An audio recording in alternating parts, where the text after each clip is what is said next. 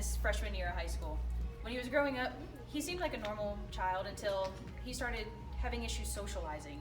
He was having a hard time making friends.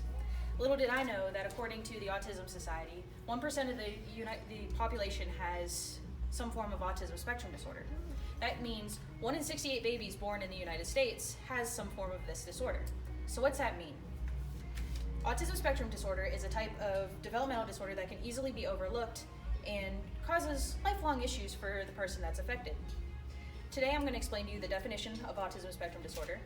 Then we will talk about the different characteristics that make up this disorder.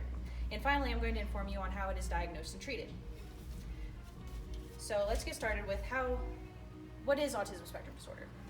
According to the National Institute of Mental Health Disorders, it is a group of developmental disorders that started out as being known as autism, Asperger's syndrome, and persuasive developmental disorder.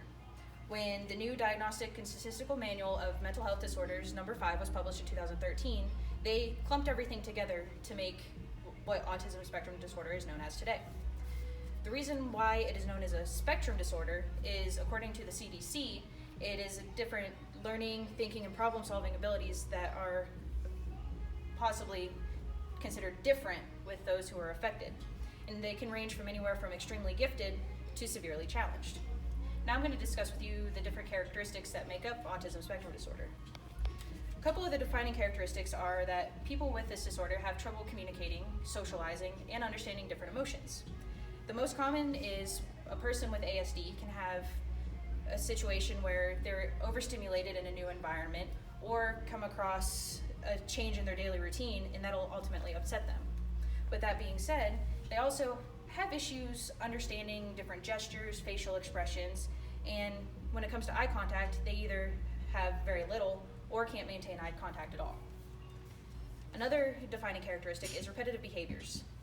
People with ASD can have a fascination with things like numbers, different facts, different details of situations, or they can collect things like rocks, cards, or in some instances, they can collect sand or dirt. When someone with ASD is upset, you can see that they'll have different behaviors that are repetitive, like tapping. They can possibly make sucking noises with their teeth or repeat a specific word that they like or a humming noise that'll help calm them down. Now we will discuss the different diagnoses and treatment of ASD. With children, it is a lot easier to diagnose. Children can be as young as 18 months old whenever you can ultimately diagnose it. Some of the risk factors for ASD are families that have someone who already have someone with it within their family, babies who are born premature or with a low birth rate, or as they're starting to grow up, they start exhibiting the behaviors that I just told you about. Older kids, usually they'll start showing signs of difficulty with social skills, have trouble forming friendships, and that's whenever a special education team can step in and do their own evaluation and decide if they need something further, like seeing a psychiatrist or somebody else. With adults, ASD can be confused with different mental health disorders like schizophrenia and ADHD. This is because they have the repetitive behaviors, sensory issues, and communication challenges that can make up different things like you would see with ADHD or schizo. With ASD, there's no cure.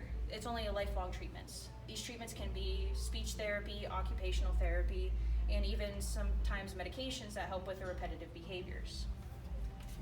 So up until now, I've given you a lot of information on autism spectrum disorder and some insights on how it affects the person that has it.